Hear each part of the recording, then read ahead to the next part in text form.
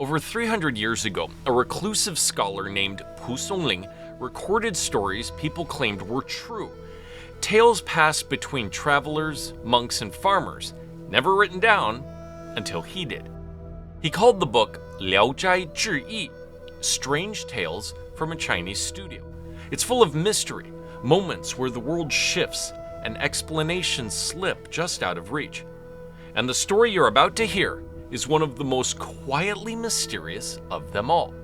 Everything seems normal until it doesn't.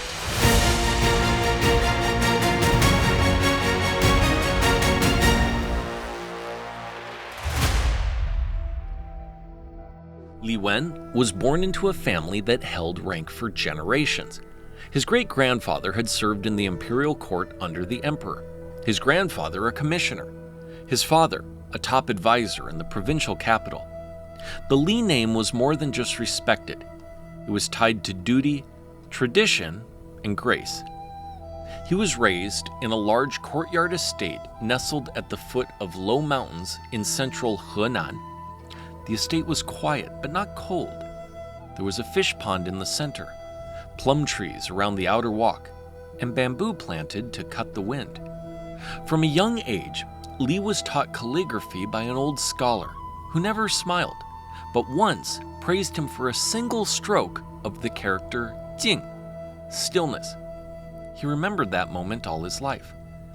By 20, he was admired for his handwriting and known for his falcons. He kept 3, one for speed, one for silence, and one for beauty. He never killed more than he needed, and he never wasted what he hunted. Li had 3 wives. Each was educated. Each came from respected families. They lived in harmony. He woke early, read quietly, and rarely raised his voice. He wasn't in a hurry to serve the court. He said the world had enough voices. He wanted to listen.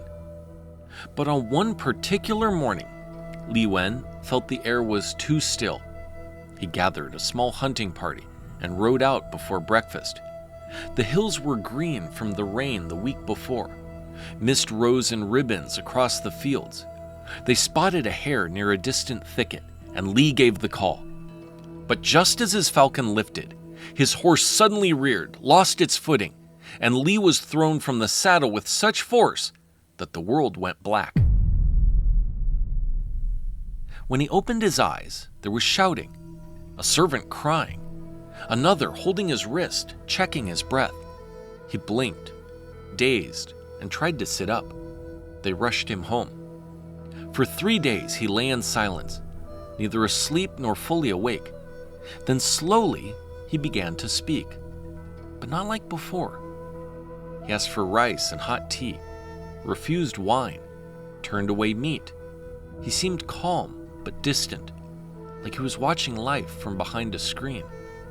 He said little to his wives. They visited often, but his affection was muted, reserved. One morning, as the mist clung to the garden stones, he asked a young servant, "Have you ever heard of Chángqīng?" The servant nodded slowly. "That's far, sir. Out east, in Shandong." Li paused, then quietly said, "I think I'd like to see it." He left the next day, alone. He refused an escort, took only 1 bag and a plain traveling cloak. He passed towns, rivers, and crossroads. Villagers offered help, but he declined gently. His steps were steady, his eyes focused to the east. When he arrived at the edge of Chángqīng, the air was dry, and the trees swayed softly above the narrow roads. He found a monastery tucked beside a quiet hill, its walls marked with age, its gates open. There was a peach tree just beyond the entryway, its blossoms fallen, scattered like pale pink paper across the stone. He entered without hesitation. The monks greeted him with soft bows and warm tea. He asked if he could stay a while, just to rest and observe. They agreed. Over the next few days, Li wandered the grounds. He walked past locked doors and stopped just before each one. He frequently went and sat against an old pine tree near the eastern gate.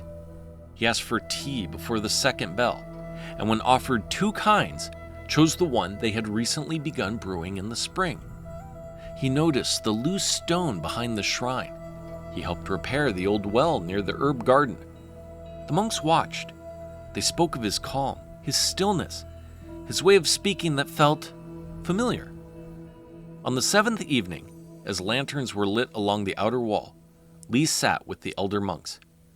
He looked up from his bowl and said softly, "I've been remembering things, strange things, not dreams, but moments. A prayer I once said with cold hands, a robe I used to mend myself." They were quiet. One evening, as the monks gathered in the main hall, Li quietly recited a chant, one he had never been taught, but spoke with flawless clarity and grace. Heart like a clear mine, Dharma's light shines forever. Life and death follow each other. Compassion knows no end. One of the older monks gasped, "That is the master's chant, the one he taught only to his inner circle." Someone else said, "The master passed away peacefully not long ago, at the age of 81. One morning, he suddenly collapsed, and we buried him beneath the old pine tree by the eastern gate." As they spoke, something in their words unlocked a flood within Li's mind. A sudden, vivid clarity overwhelmed him. He now recalled, at the very moment the master's life came to an end, Li Wen had fallen from his horse far away, and in that exact instant, the master's spirit left his body and entered Li's. The cosmos opened a door for his soul to cross, slipping silently into the nobleman's lifeless form. It was a rare chance, a second life, an extension given not to escape death, but to continue a sacred journey. He realized this was an opportunity to deepen his cultivation, to rise beyond his former limits, and to pass on new heights of enlightenment to those who sought wisdom within these walls.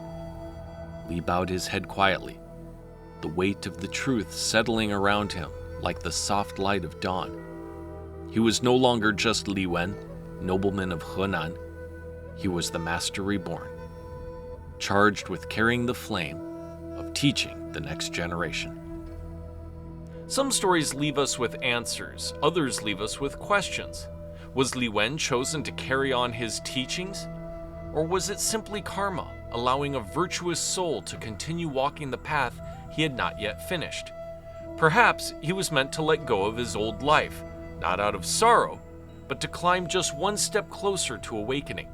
Let me know what you think in the comments below. And if this story stayed with you, share it with someone who needs a reminder that not all endings are endings.